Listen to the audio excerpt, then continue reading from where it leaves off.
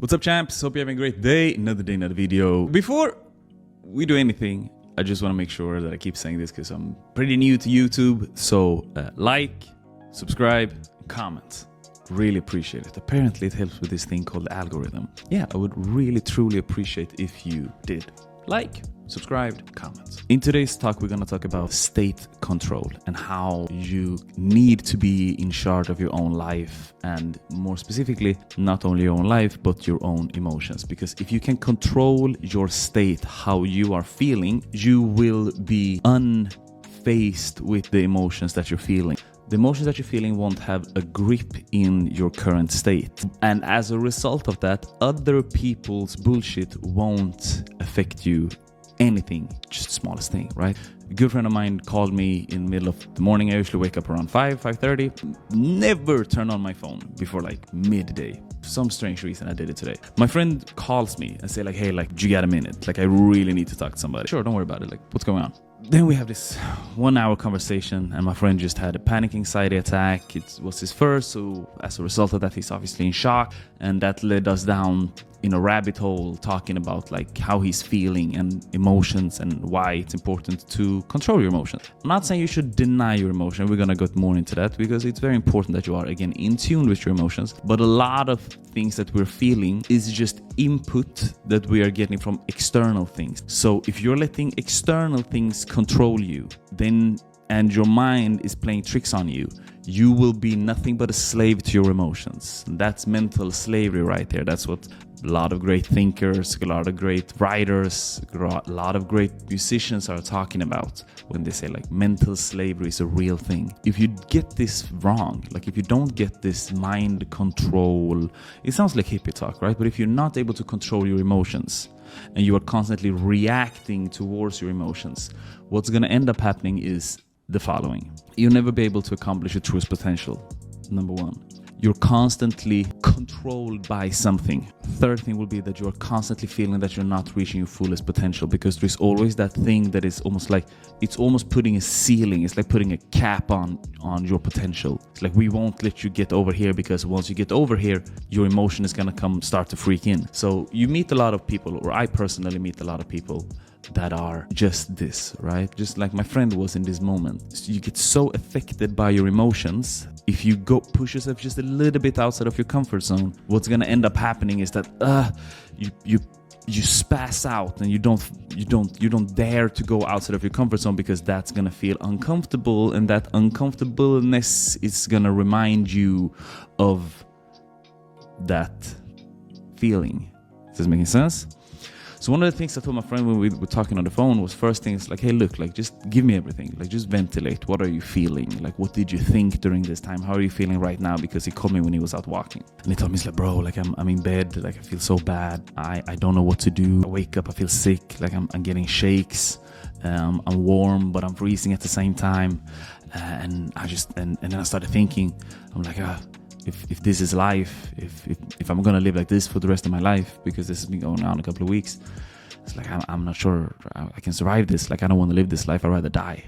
So then I get worried, because now I think I have suicidal thoughts, right? Don't overthink it. It's completely fine feeling what you're feeling, and it's a huge pit of darkness that you need to climb down from having, if this is life, if this is all is to life, I'd rather be dead, versus actually having suicidal tendencies. Don't worry about it, right? So first thing you need to do is just to ventilate, like, because then when you're talking out loud, you can navigate through your thoughts. You can sort out your thoughts, because that's what us humans do, right? Like, that's why it feels so good ventilating to friends when you've been carrying this burden. It's like you want to ventilate because you sort out your thoughts, because you have all of these things that is constipating your mind, right? That's what you need. And if you get this fucked up, then that's exactly what's going to happen. This is just going to simmer inside of you like a volcano, and sooner than later you're going to explode, do something outwards, or you're going to implode, which is exactly what a panic anxiety attack is, right? After we went that, it's like, okay, but what are we doing? Like, how has your last... Then we started backtracking. Okay, but how long have you been feeling this anxious feeling? It's like, yeah, but about a few weeks now. Okay, cool. What did you do before that? Now I went to school. Okay, cool. So you were in school constantly. It's like, yeah, and as a result of that, I had a really good routine, because that's what school gives you. School gives you great routine. You go to bed at the same time, you wake up at the same time, you have a purpose. Yeah, and I ate better. Got it? I slept better. Okay? I wasn't on TikTok up late at night watching, like, getting these quick dopamine fixes because I was so focused on school, so I didn't give a fuck about it. So you have all of these things that you stopped doing, and you've replaced them with very purposeless driven actions, right? On TikTok, waking up late, eating bad foods, stop training, a lot of things that is just out of his normal way of being. And then as a result, his body reacted to that. Okay, but where do you go from there? Because what are we doing? First thing, so very simple, because the goal again is to control your state. You want to control your state where you're in. So if you are feeling anxious, what are the steps, right? Like that's what this whole video is about. First thing you do is to ventilate. Ventilate to people you trust. Ventilate to on a piece of paper. It can even work on just recording your own voice. If you don't get any person around you that you trust, right? If you don't get any person around you that you trust, really suggest you do get some, work on getting some good quality friends and allies into your life. But if you don't get that right now, you record your voice, you journal, just put it out there so you can create some distance of the things. Then you backtrack. Okay, so this is a symptom. Anxiety or the low state that I'm feeling right now, it's a symptom of something. Okay, but what was the trigger? Okay, but the trigger was this thing. Like in his case, it was like, okay, what's been the trigger? What's been the thing? It's like, it's been a thing. It's been a trigger that's been building up over weeks because he's been living very purposeless, pretty reckless. But he's coming back on track, right? Like that's the good thing about having this thing, because then we can flip it around. Okay, cool. So that happened. Got it. So it's a big trigger that built it up to something. Does it come from trauma? In this case, not necessarily, right? Then we know that thing. Okay, now we know the reasons. Now we know the symptom, and we have just put all of our thoughts and emotion on paper, or out there to create some space up here. Now, what do you do during the actual anxiety, right? Because how do you take yourself down? Because when you're in the midst of everything, there's so much happening. And when you're in the midst of everything, there's just like, okay, but how do I calm myself down to get to this state when I can actually like focus my thoughts? Breathing exercises. Breathing exercises. I'm a big proponent of breathing exercises because it forces you to go inside. So you focus on one thing, and it's the one thing that you know you can control. You focus on your breathing. And if it's too much for you to do it alone, you do find a YouTube video. I like the ones that have a really long that have like a shorter inhale and a really long exhale. So maybe a 4-second inhale, hold, and then an 8-second out exhale.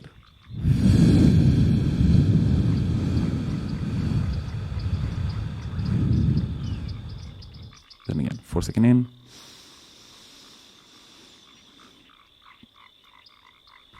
8-second out.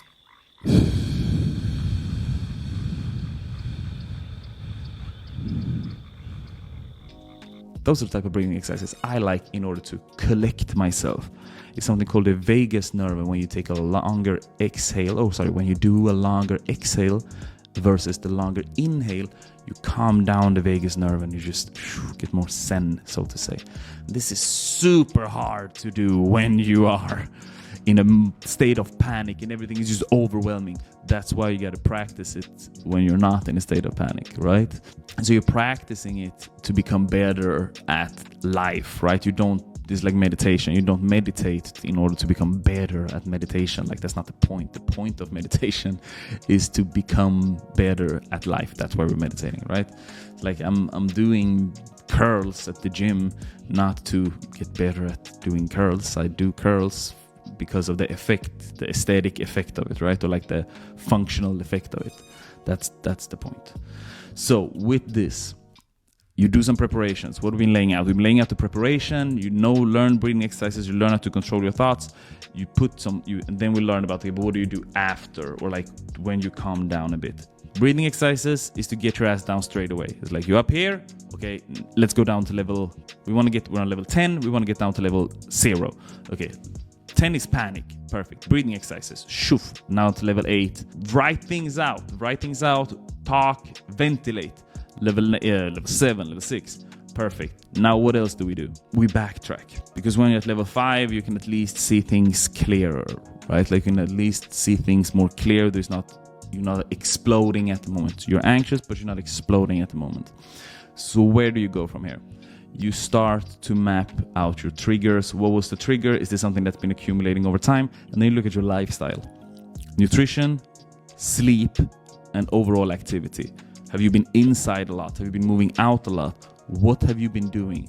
You do all of this, and then you are continuously practicing controlling your thoughts. As soon as you feel a little bit of anxiousness in your body, you go right back to doing those breathing exercises.